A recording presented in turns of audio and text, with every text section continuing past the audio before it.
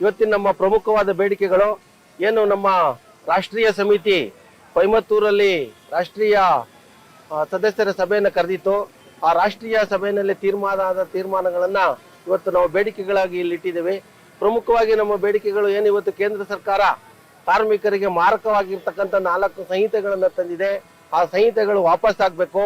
ಮತ್ತೆ ಏನು ಮೊದಲು 29 ಕಾನೂನುಗಳು ಮಂಡಳಿನಲ್ಲಿ ಇತ್ತು, ಕಾರ್ಮಿಕ ಮಂಡಳಿನಲ್ಲಿ, ಆ 29 ಕಾನೂನುಗಳು ಮರುಸ್ಥಾಪನೆ ಆಗ್ಬೇಕು. ಮತ್ತೆ ಇವರಿಗೆ ಪಿಂಚಣಿ ಈಗ ಬರ್ತಾ ಇರ್ತಕ್ಕಂಥ 3,000 ಸಾಕಾಗ್ತಾ ಇಲ್ಲ. ಕನಿಷ್ಠ ಪಿಂಚಣಿ ಇವರಿಗೆ 6,000ಕ್ಕೆ ಏರಿಸಬೇಕು ಅದನ್ನ. ಮತ್ತೆ ಕನಿಷ್ಠ ಕೂಲಿ 36,000 ರೂಪಾಯಿ ಅವ್ರಿಗೆ ಮಾಡಬೇಕು ಅನ್ನೋದು.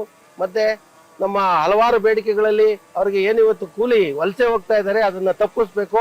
ಕಟ್ಟಡ ಕಾರ್ಮಿಕರಿಗೆ 250 ದಿನದ ಕೆಲಸನ ಖಾತ್ರಿ ಪಡಿಸಬೇಕು ಅನ್ನುವಂತಹ ಬೇಡಿಕೆಗಳನ್ನ ಇಟ್ಕೊಂಡು ಇವತ್ತು ನಾವು ಇಲ್ಲಿ ಹೋರಾಟವನ್ನು ಮಾಡ್ತಾ ಇದ್ದೀವಿ. ಇದು ರಾಷ್ಟ್ರಾದ್ಯಂತ ಈ ದಿನ ಹೋರಾಟ ನಡೀತಾ ಇದೆ.